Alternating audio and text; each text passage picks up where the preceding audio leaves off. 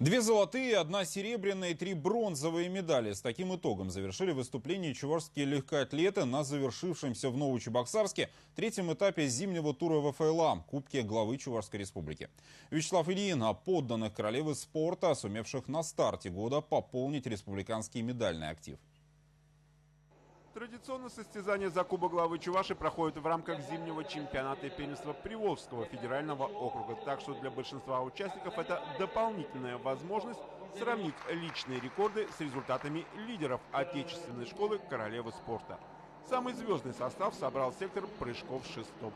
В числе претендентов на верхнюю ступень пьедестала почета была заслуженный мастер спорта страны, двукратная чемпионка Европы Анжелика Сидорова. Для подопечной Республиканского центра спортивной подготовки имени Арделеона Игнатьева домашний старт был первым в сезоне. Но, несмотря на легкое волнение, воспитанница заслуженного тренера России Светланы Абрамовой с поставленной задачей справилась. А планка, преодоленная спортсменкой на отметке 4 метра 70 сантиметров, лучший результат сезона в мире. Я довольна, в принципе, старт первый, поэтому никогда на самом деле не знаешь, чего ждать. Поэтому сегодня удалось собраться и сделать хорошие прыжки, кроме 80. В принципе, все остальное было неплохо. Еще одну победу в рамках розыгрыша Кубка главы Чувашия одержала мастер спорта международного класса Екатерина Ишова.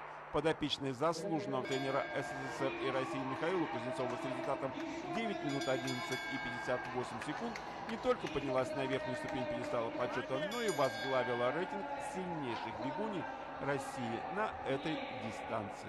С тренером рассчитывали на темп чуть быстрее. Я сочканула, не хотелось выходить. Думала, сэкономлю силы на финиш. Кстати, помимо призовых, победители Кубка главы Чувашии получили и дополнительный бонус. Все зависит от своих спортсменов, то есть если результат будет высокий, это практически стопроцентная гарантия того, что ребята бегут на русской земле, так что это не проблема. Медальную копилку сборной республики пополнили также Анна Ильина серебром в беге на 800 метров. До третьей ступени пьедестала добежали в своих забегах Владимир Попов, Диана Политова и Кирилл Григорьев. Вячеслав Ильин, Вести Чувашия.